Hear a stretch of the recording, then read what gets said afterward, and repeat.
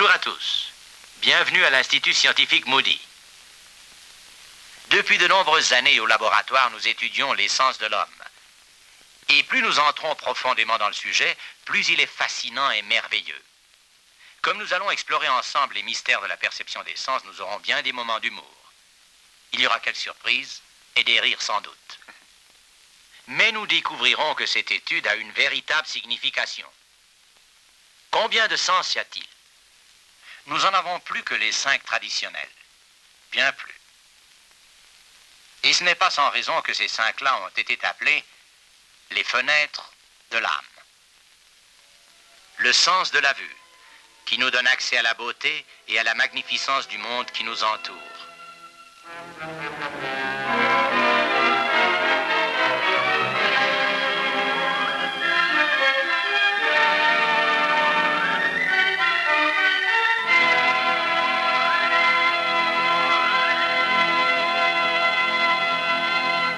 Le sens de l'ouïe et les nombreuses voix du monde.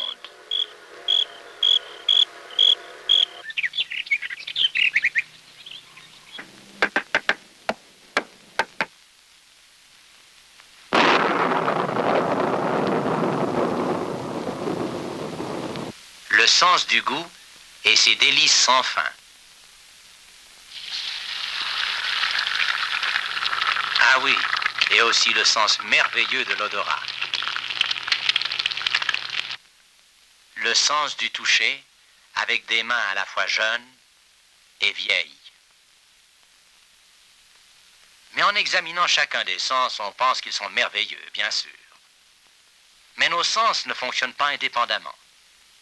Ils opèrent ensemble comme une équipe, formant un mystère électronique complexe et intégré en douceur. Regardons ce système au travail, dans une partie de baseball.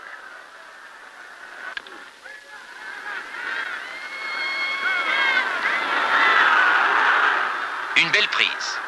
Mais regardons de plus près la magie électronique qui se dissimule sous cette casquette. Au moment où la balle a été lancée, une multitude d'informations ont été envoyées vers le cerveau du joueur. Ses yeux lui ont indiqué l'angle du choc entre le bâton et la balle, et la direction qu'elle allait prendre. Ses oreilles lui ont indiqué la force de l'impact sur la balle. Son sens du toucher lui a donné des indications sur la direction et la vitesse du vent. Et de sa mémoire surgirent des milliers d'indices emmagasinés grâce à son expérience antérieure.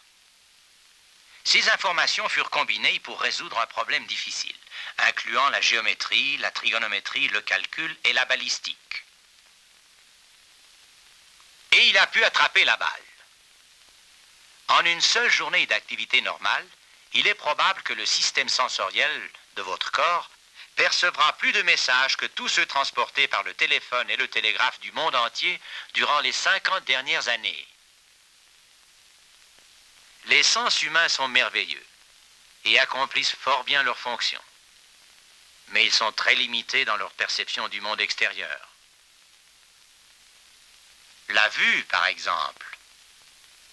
Nos yeux sont sensibles à une certaine échelle de fréquence, que nous appelons la lumière visible.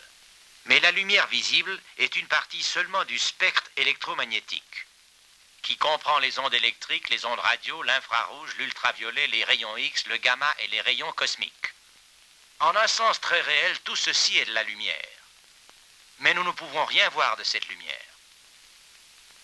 Ces fréquences ont un sens spécial pour nous, uniquement parce que ce sont celles auxquelles notre œil répond. Bien sûr, les ondes électriques et de radio ont des propriétés différentes parce qu'elles ont des longueurs d'onde différentes. Mais cela est vrai pour chaque partie du spectre. Même dans le spectre visible, il y a des longueurs d'onde différentes qui ont des propriétés différentes. Dans le spectre électromagnétique, les ondes les plus longues sont les ondes électriques, qui sont normalement notre source d'énergie. Les ondes électriques ont quelques 5000 km de longueur. Mais si on les raccourcit en les faisant vibrer plus vite, elles deviennent progressivement des ondes de radio. Sur notre poste de radio ordinaire, nous prenons les plus longues. Pour les ondes courtes, il faut un récepteur en ondes courtes. Un poste de télévision, de nombreux systèmes de radar. Mais si les ondes deviennent plus courtes et vibrent encore plus vite, on entre dans la section des infrarouges. Ces ondes ne peuvent pas être captées sur nos postes de radio ou de télévision. Par contre, nous les captons sur notre corps et nous les appelons chaleur. Les longueurs d'onde de l'infrarouge invisible sont si proches des plus longues ondes de la lumière visible qu'on peut souvent les déceler en même temps. Si nous nous déplaçons à travers le spectre visible, les ondes deviennent plus courtes et vibrent plus vite jusqu'à ce que le violet disparaisse et qu'on entre dans l'invisible ultraviolet, parfois appelé lumière noire. Mais si les ondes ultraviolettes sont trop courtes et vibrent beaucoup trop vite pour l'œil humain, il y a cependant des moyens d'en constater les effets. Le coup de soleil, par exemple, est causé par l'invisible lumière ultraviolette. Certains minéraux changent la fréquence des ultraviolets en des fréquences que nous pouvons voir. Ils n'ont rien de particulier, pas vrai? Mais dirigeons sur eux un invisible rayon ultraviolet. Instantanément, ils brillent avec un éclat d'une merveilleuse beauté, car les ondes courtes de l'ultraviolet sont réfléchies en ondes plus longues que nous pouvons voir. Si nous descendons plus loin dans le spectre, nous arrivons au rayon X. Bien sûr, nos yeux ne sont pas sensibles au rayon X, mais la pellicule photographique l'est. C'est un fait utilisé tous les jours en médecine. Aussi, en réalité, nous qui pensons voir tout, du monde qui nous entoure embrasé de grandeur et de beauté, de lumière et de couleur, nous sommes presque totalement aveugles. Cela veut-il dire que notre sens de la vue est moins étonnant et merveilleux que nous pensions? Pas du tout. Cela signifie simplement que l'univers autour de nous est infiniment plus merveilleux que tout ce qu'on a pu imaginer. Chacun de nous a entendu dire « Je ne crois en rien que je ne puisse voir de mes propres yeux ». Le moins qu'on puisse dire d'une telle personne est qu'elle a vraiment une vue étroite du monde qui nous entoure. Oui, notre vision est certainement limitée. Mais que dire de l'ouïe? Est-elle aussi limitée? Avez-vous déjà entendu cela?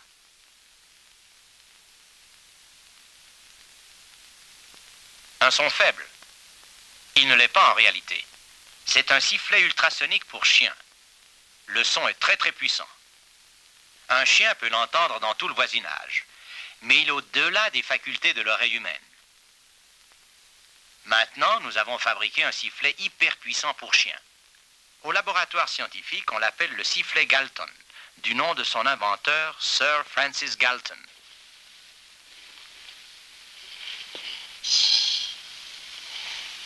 Le sifflement est au maximum de sa puissance. Quoique complètement imperceptible, il est d'une intensité terrible. En fait, ce son est si fort qu'il peut être réellement utilisé pour maintenir des objets en l'air. Le son silencieux du sifflement est renvoyé en va-et-vient et forme une onde stable. Ces ondes balaient les molécules d'air en une violente tempête, sauf en 2 points de chaque onde. C'est à ces points ou nodes que les morceaux de liège sont suspendus. Ce monde des sons silencieux amène l'homme en face d'un monde qui dépasse de loin les étroites limites de ses sens.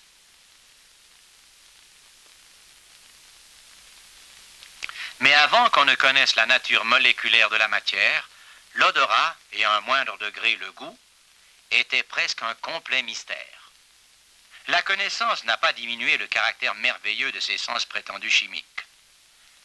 Elle nous a simplement permis d'apprécier leur merveille dans une faible mesure. Chaque substance est composée de particules invisibles, les molécules. Ces particules sont en perpétuel mouvement. Dans certaines substances, le mouvement est si violent que les particules proches de la surface sont expulsées dans l'air. C'est ce qui donne une odeur à la substance. Une preuve dramatique peut être fournie en versant du mercure dans un plat. En répandant ensuite une poudre fine sur sa surface. Puis, en approchant une substance à forte odeur de la surface du talc, celui-ci est alors violemment soufflé par les particules invisibles provenant de la substance.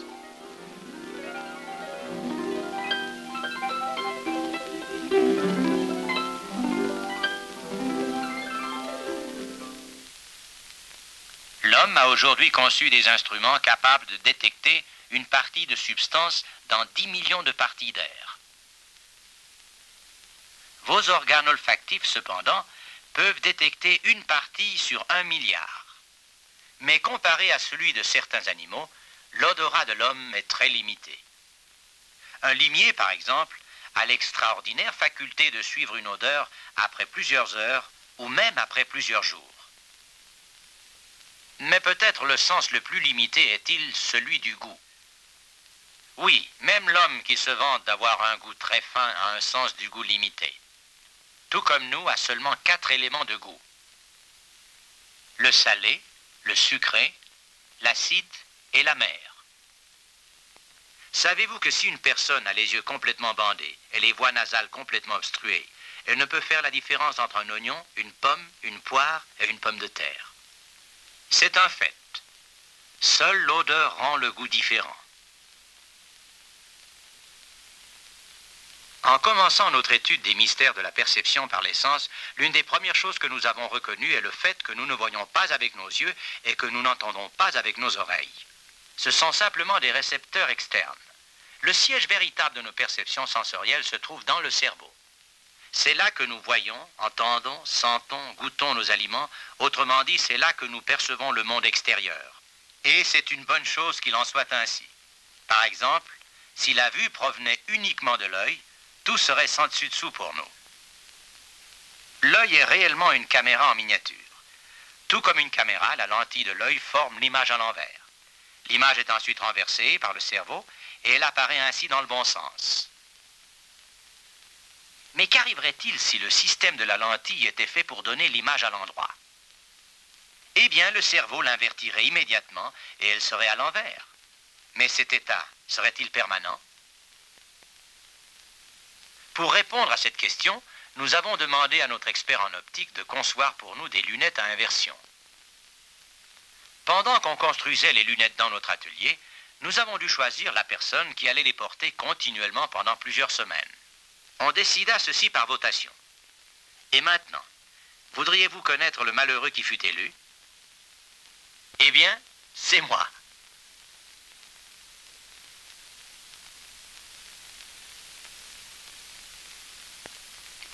Même si au début il était possible de marcher de cette façon farfelue, cela ne prit pas longtemps pour faire naître un cas de mal de mer effarant. On décida que pour vous comme pour nous, il valait mieux commencer nos premières expériences assis. Cependant, même pour s'asseoir, ce n'était pas facile. Même les tâches les plus simples furent au début impossibles. Aucun effort de concentration ne pouvait nous empêcher de penser que nous allions dans la mauvaise direction. On devait porter les lunettes inversantes toute la journée, pendant toute la durée de l'expérience. Chaque fois qu'on les enlevait, les yeux devaient être fermés ou complètement couverts. Aller au travail à l'envers fut une expérience curieuse, mais elle assumait une période nécessaire de réapprentissage et de réorientation. Cela provoqua quelques troubles dans le voisinage. Peu à peu, cela devint plus facile de se repérer dans ce monde à l'envers. Par un lent et pénible processus, l'image dans le cerveau se redressa. À ce moment-là, on essaya de concevoir une démonstration convaincante de cet achèvement de la réorientation.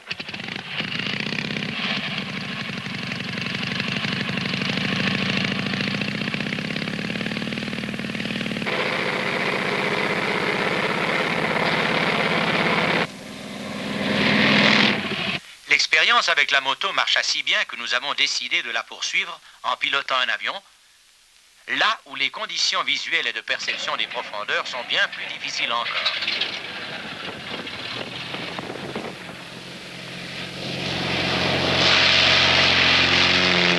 Le vol dura plus d'1 heure, pendant laquelle toutes les manœuvres normales en vol furent exécutées.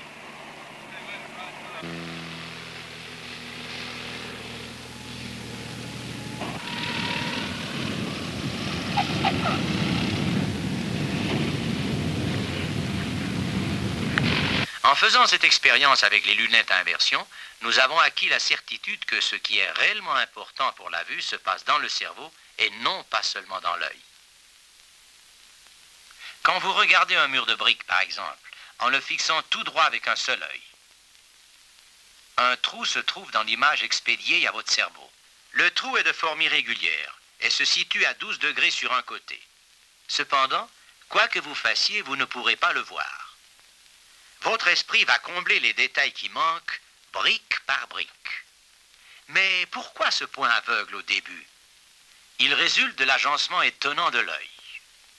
La surface interne concave à l'arrière de l'œil, appelée rétine, est une chose fantastique.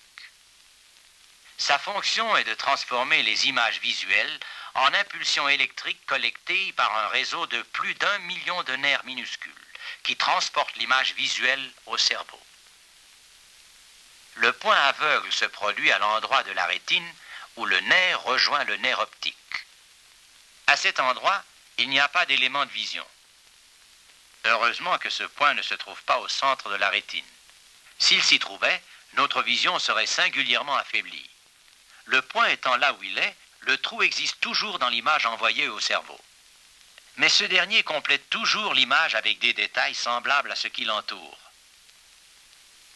Mais on me dira, bon, je ne vois peut-être pas tout ce qui m'entoure, mais ce que je le vois correctement. Je fais donc encore confiance à mes sens. Récemment, on a fait un grand nombre d'expériences minutieuses pour étudier ce problème de l'exactitude des sens et les résultats ont été très étonnants. Le savant Adelbert Ames a tenté quelques expériences ingénieuses.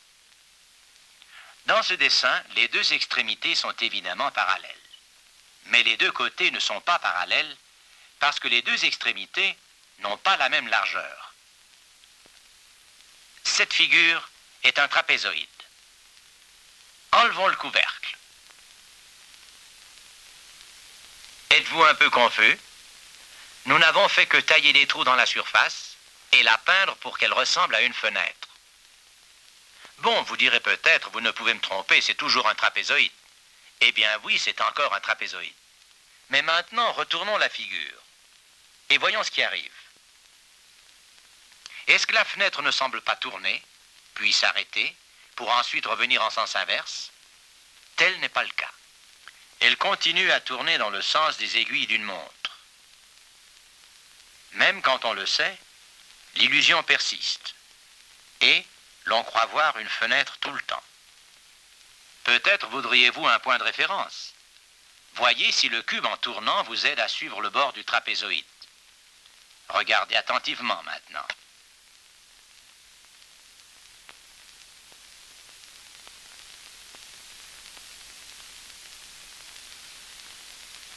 Cela ne vous aide pas beaucoup, n'est-ce pas? Non seulement le trapèze continue à osciller d'avant en arrière, mais le cube semble réellement s'élever et flotter dans l'espace. Non, bien sûr, il ne flotte pas. En vérité, le cube est resté fermement attaché au bord de la figure tout le temps. Une barre de fer devrait constituer un solide point de référence. Regardons ce qui se passe quand on fait tourner la fenêtre.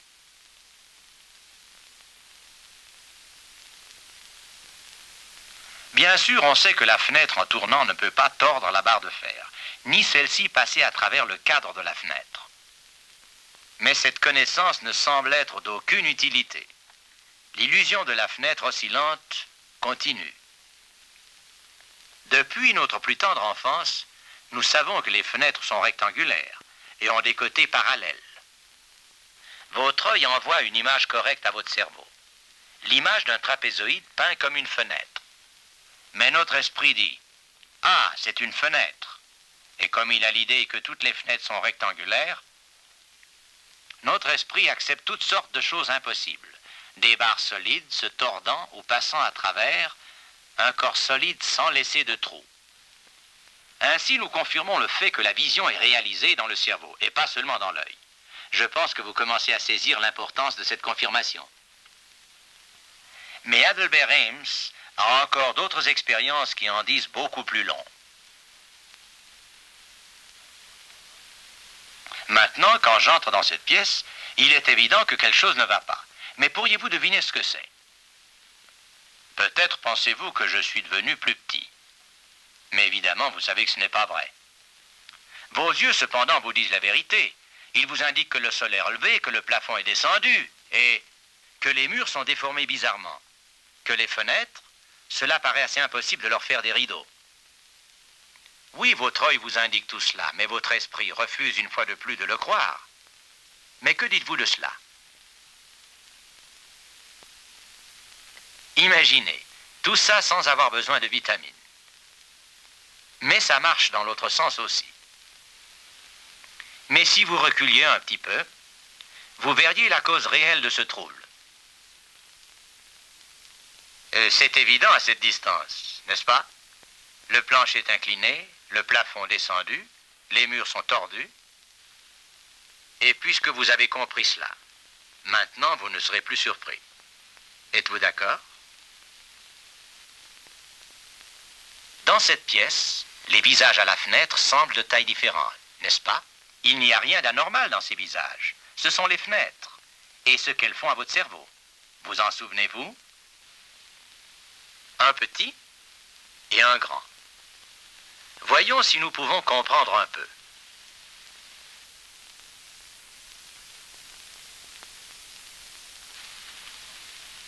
Ah non, c'est pire encore. La plupart des gens ressentent un véritable choc quand ils découvrent combien les sens humains sont limités et imprécis. Maintenant, bien sûr, le savant est parfaitement conscient de ses limites. En fait, cette conscience est le véritable fondement de la science moderne. Avant l'ère scientifique, l'homme n'avait pas de concept véritable d'un univers ordonné et gouverné par des lois immuables. Il a courageusement bâti des théories et des philosophies sur les maigres bribes d'informations provenant de ses sens limités et imprécis. Ce fut le temps où les alchimistes mélangeaient leurs potions magiques, quand les astrologues tentaient de prédire l'avenir, et les phrénologues mesuraient les bosses du crâne pour évaluer l'intelligence de l'homme. Il y a environ 300 ans, le tableau commença à changer. L'âge de la science naquit lorsque l'homme cessa de faire confiance à ses sens et créa des instruments pour dépasser leurs limites. Aujourd'hui, l'homme sait que le monde physique est gouverné par des lois universelles et immuables qui agissent depuis le commencement des temps. L'homme sait aussi qu'il fera une riche moisson s'il applique strictement et en détail les lois physiques, et que toute désobéissance à ces lois se payera par un échec. Il sait que la sincérité et les bonnes intentions ne sont pas suffisantes. Mais cette attitude dans le domaine scientifique est relativement nouvelle. Elle a porté ses fruits. Dès que l'homme l'eut adopté, un virage complet s'est produit. Ce fut littéralement une explosion du progrès scientifique. Pourtant, malgré tout ce que ce progrès pouvait faire pour le bien de l'humanité, l'homme s'est trouvé devant la plus grande crise de son histoire. Pourquoi cette crise? L'homme a certainement augmenté de façon incroyable ses connaissances scientifiques, mais dans le domaine spirituel, il a conservé tous les symptômes d'une philosophie obscurantiste des temps pré-scientifiques. Il semble penser que c'est un domaine entièrement intangible, un domaine où il n'y a pas de valeur absolue ni de loi fixe. Comme l'homme ne reconnaît pas d'autre loi que la sienne, il se croit libre de définir ses objectifs et d'établir son propre système de lois. En d'autres termes, une fois de plus, l'homme se fait confiance à lui-même. Il pense être libre de bâtir ses propres théories et philosophies simplement sur les maigres bribes d'informations qui proviennent de ses propres sens, qui sont encore bien plus limités et inexacts dans ce domaine. Combien de fois aujourd'hui entendons-nous dire « j'ai ma propre philosophie religieuse ». Imaginez-vous qu'un chimiste dise « j'ai ma propre table de poids atomique ». Il ferait sauter son laboratoire en 10 minutes. Une telle attitude appliquée réellement au domaine physique serait ridicule. Mais est-elle encore moins ridicule quand on l'applique à un domaine qui est encore bien plus important? Si dans le monde physique il y a des valeurs absolues et des lois fixes, il est logique d'assumer qu'il existe un plan directeur pour le domaine moral et spirituel. Et si nous décidons par nous-mêmes d'obéir à ce plan, ne pouvons-nous pas nous attendre à un résultat explosif? Mais alors se pose une importante question. Où trouver ces lois spirituelles et morales absolues et immuables? Nous pouvons trouver une réponse partielle dans la nature. Car après tout, les lois spirituelles ont leur contrepartie ou leur parallèle dans les lois physiques. La loi de cause à effet, par exemple, agit dans les deux domaines. L'histoire est aussi une source d'information, car l'histoire de l'humanité n'est rien d'autre que l'effet inexorable de ces lois. Dans l'histoire des nations et la vie des individus, nous voyons le résultat de l'obéissance aux lois divines. Et nous voyons aussi les conséquences tragiques de la désobéissance. Et puis nous avons ce livre, la Bible, la parole de Dieu aux hommes. Chaque fois qu'on l'a aimé et cru, il a transformé des vies et même changé le cours de l'histoire. Comment pouvons-nous savoir que ceci est la loi de Dieu? Eh bien, c'est une magnifique occasion d'appliquer la méthode scientifique au travail. Mettez ces lois à l'épreuve rigoureuse de votre expérience personnelle dans votre propre vie. Et quel résultat attendons-nous? Un changement explosif. Un changement si complet que les mots de salut, conversion, nouvelle naissance prendront un sens nouveau et merveilleux.